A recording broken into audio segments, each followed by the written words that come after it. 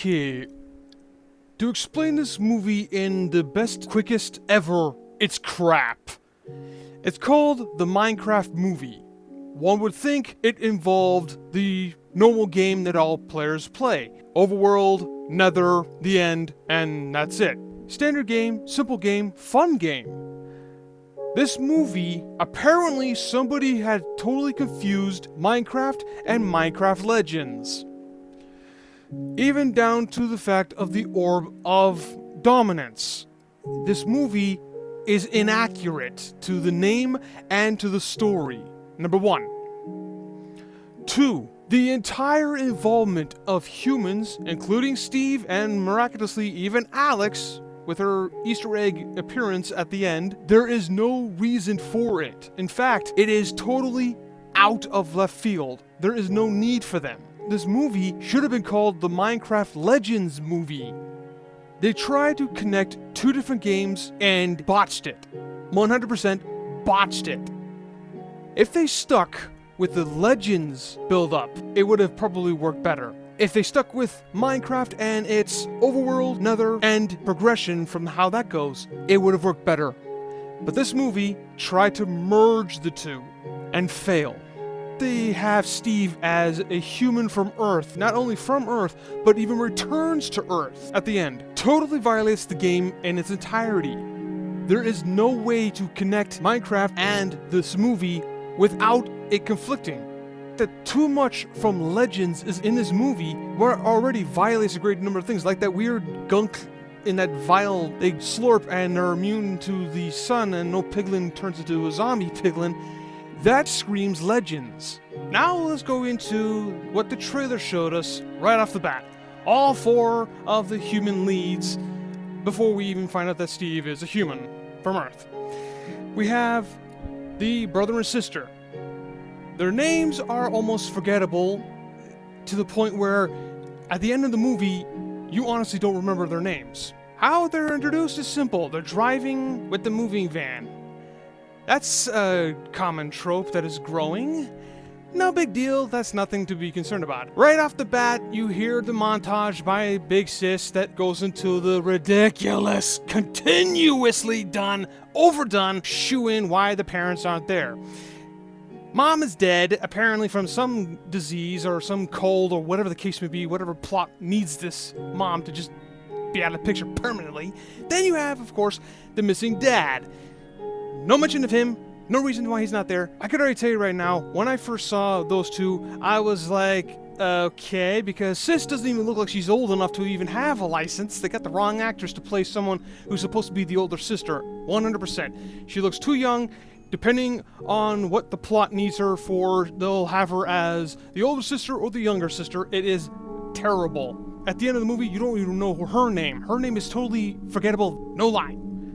Little Bro is literally the definition of the classic. He's a misunderstood genius, and they add a lisp for good measure, and he is bullied at school. She tries to comfort him like a big sis trying to play the mom role, and it does not look right. Their dialogue between the two of them is so not even to say, oh, they're brother and sister. Nah. Now, if they had the sister blonde, I kid you not, she probably would have been more believable in this movie because of the fumbles. Jason Momoa's character. Oh my god. Definition of what woke wants every male to be depicted as. He is the best example of what looks to be the big, strong, muscular type until you find out he's a castrated male. Personality-wise, he is tough until the plot requires him to be a total wuss. He is also called the Garbage Man. And it's not because he collects garbage from trash cans. He's a collector of antiques, old computers, game systems, and even arcade games. So, yeah, they need him to be macho for certain scenes, they need him to be gay in some scenes, they need him to be weird in other scenes, and that he's a punching bag for the rest of the time. He was more entertaining and fun to watch in Fast X because after the head injury, he practically was insane, but it was a believable insanity. Then, the black lady.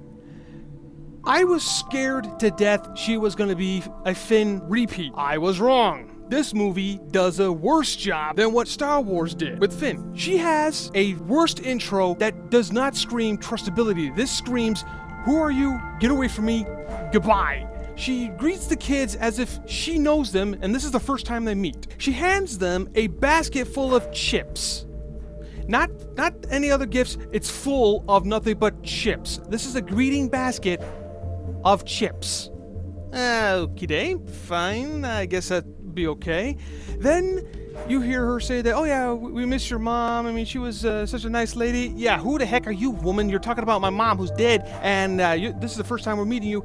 No conversation to even expo how she knows dead mom, or even knows the kids. I mean, this is the weirdest ever. Toss this in, hope people connect the dots. It didn't work. But then you hear this weird animal sound in the background, and she turns and says to the llama, "Shut up." And I said the right, llama.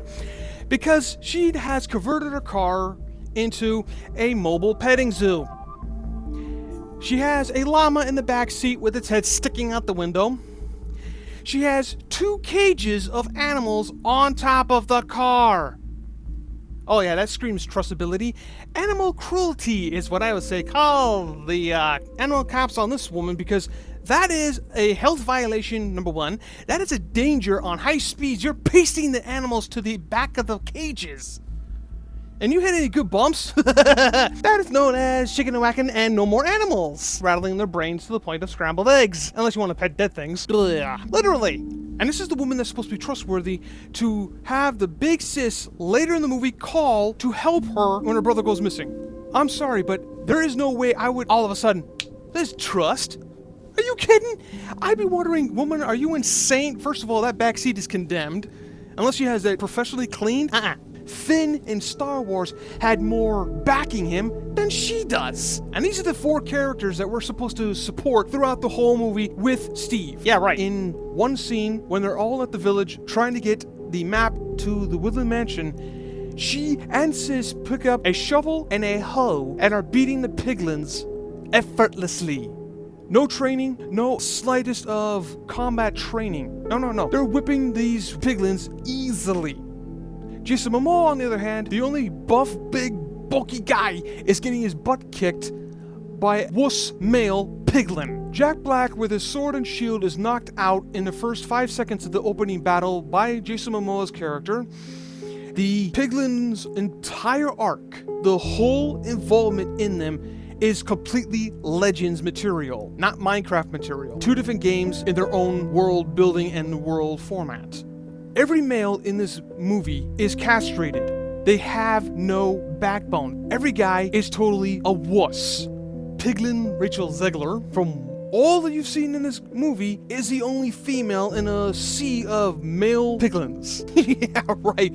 Good luck with that one. And to make matters worse, instead of creating her an actual character, build her as something villainous, something dark and mysterious, something that you would want to see get destroyed.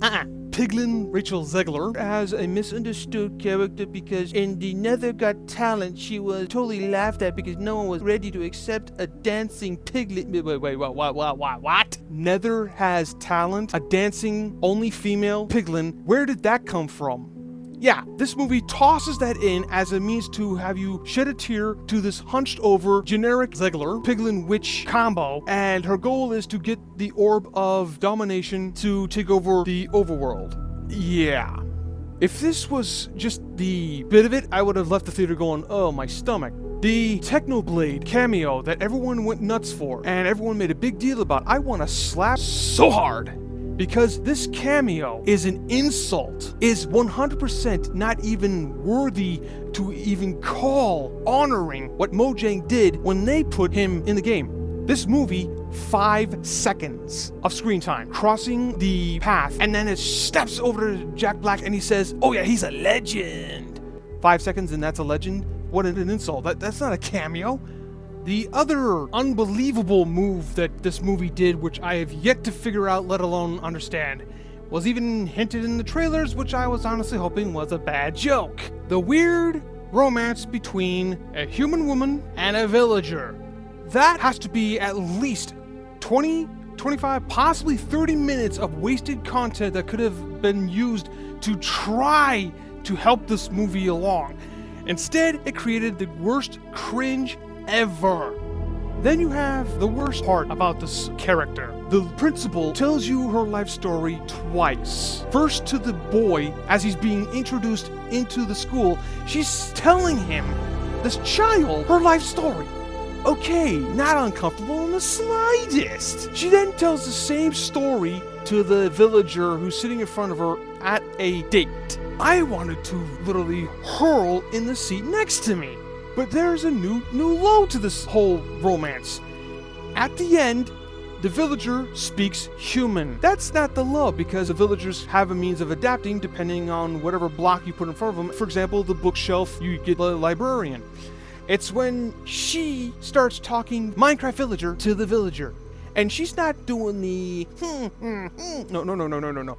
She's squeaking and squawking like a bloody pig. This sounds wrong, just like what happened in the movie Solo when you had Han communicate to Chewbacca in the worst attempt of sounding like a Wookiee to another Wookiee.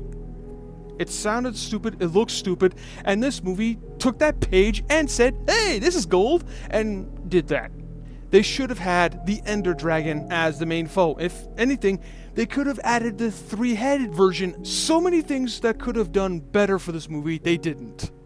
Perfect example of another reason why, in my honest opinion, she is a token black lady thrown into this movie for no good reason except for having someone black. When they first enter the world and it goes night, all four get to meet the zombies, the spider jockeys, and of course the classic Minecraft skeletons. They all have the more appropriate reaction when they see them. Ah! That's a genuine reaction to meeting the famous fantasy stuff. Scream, run, and get away from the arrows that are being shot at them and away from the zombies that are chasing them with the... Obviously. Yet, at the same time, because of how we know the Minecraft days and nights go, approximately a week or so, Big Black Lady then able to reconcile with a angry, hungry wolf. People, there's a difference between being brave and the stupid stuff, like, for example, on Earth, angry wolves that are licking their chops, looking at you like you're pork chops and ready for devouring. I don't understand how this movie suddenly says that she's brave enough to go up to a dog and say, oh, he just needs a little bit of love, grabs a bone, which mysteriously, conveniently is on the ground. She just casually and plot armor goes up to this angry, snarling, growling wolf and sticks the bone in his mouth. This was stupid. You don't go up to a hungry wolf. Even if it is in a fantasy setting, that's still definitely not your average wolf. I'm not against that. That's in the game. She's never been around the game. How does she know about that? Steve never told her, feed the bone to the wolf, tame it, and it becomes your loyal pet. That's not gonna happen. Especially in the fact that you're on an unknown world, you don't know what the wolf can do, and on top of that, it had red, glowing eyes. Our world, we have wolves. And when they look at you, licking their chops and growling at you, first instinct is to scream, run, and try to not get eaten. And then, of course, at the end of the movie, she has an entire army of wolves unleashes on the piglins. This movie is crap.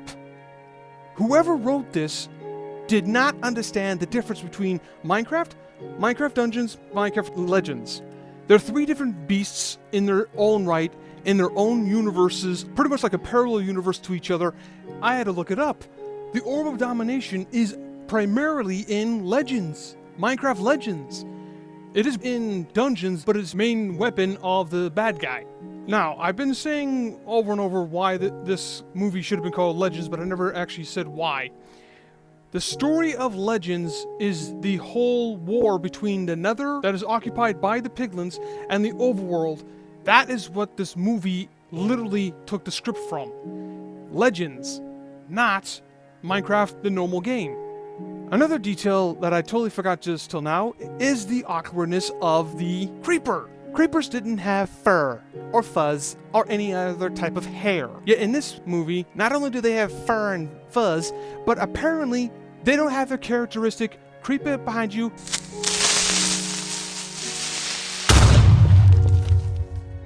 Nope. This movie, they only explode when you hit them. I don't know about you, but I've watched and played the game long enough to know creepers are not that friendly. Unless you're in creative or peaceful, because the creepers have been known as the mobile explosive that has been totally hated by many speedrunners, including those playing hardcore. So, not only do you have the fuzzy, unbelievable creeper, but he is totally uncharacteristic on what he is supposed to be, a sneaky walking bomb ninja. Just the weirdness of the ghasts being an explosive hydrogen balloon. I have fought ghasts. I have watched other people play the game and fight ghasts. Even redeflecting the fireball back at the ghast and killing it, they just go and fall over. That's it. The Enderman, we're not even going to that one. The chicken jockey, lame introduction, lame reason for him to be in the movie. The plot armor, it's not a good movie, and I cannot stress this enough. Save your money and play the game. Either one, Legends, Dungeons, or Standard. That is my review, and I can safely say, I wish I stayed home and actually played my game. I would have had more entertainment playing my Minecraft than watching this movie. People praise this movie, I am trying to understand why. With people saying it was a good movie, it was decent, and it was funny, I was waiting for the funny parts. I was waiting for it to get good. Alright, that's it for today. That's my review.